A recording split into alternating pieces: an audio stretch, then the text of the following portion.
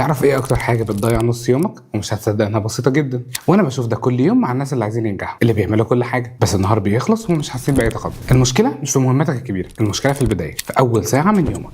اغلب الناس بتصحى بس وبعدين بيمسكوا موبايلاتهم، يقلبوا في السوشيال ميديا، يشوفوا ايه اللي فاتهم وهم نايمين ومين اللي بعت لهم، يشربوا قهوه ويبداوا يفكروا ابدا منين، وتعدي 5 دقايق تتحول لنص ساعه وبعدين النهار كله ضاع، وانت اصلا كنت عايز تبدا على طول بطاقه عاليه، وبدل كده نص يومك ضاع واحساسك بالانتاجيه هو كمان ضاع. خلي بالك، اول ساعه من يومك هي اللي بتحدد معدل انتاجك لليوم ده. النهار كله بيتشكل على اساس بدايه واحده. اللي بيحصل ده مش صدفه، ده نظام دماغك. لو البدايه ضعيفه كل باقي اليوم هيبقى ضعيف. طب نعمل ايه بقى؟ خطوه واحده بسيطه. اول ما تصحى ما تمسكش الموبايل، ابدا بحاجه واحده بس. حدد اول 3 حاجات مهمه النهارده، اكتبهم في ورقه. اهم حاجه خليهم واضحين وقابلين للقياس، وبعد كده التزم بالترتيب. لو خلصت الاولى تقدر تكمل الباقي بدون احساس الضغط. الخطوه دي بتديك سيطره على اليوم كله بدل ما اليوم هو اللي يسيطر عليك. خليك فاكر، الوقت مش بيضيع من غير سبب، بيضيع بسبب البدايه اللي مش مدروسه. فانت لما تسيطر على البدايه النهار كله هيتغير. بكره جرب تحدد اول 3 حاجات وابعت لي في الكومنتس ايه اول خطوه هتنفذها دلوقتي عشان تسيطر على يومك. وبس كده، طبتم وطبت ايامكم. سلام عليكم.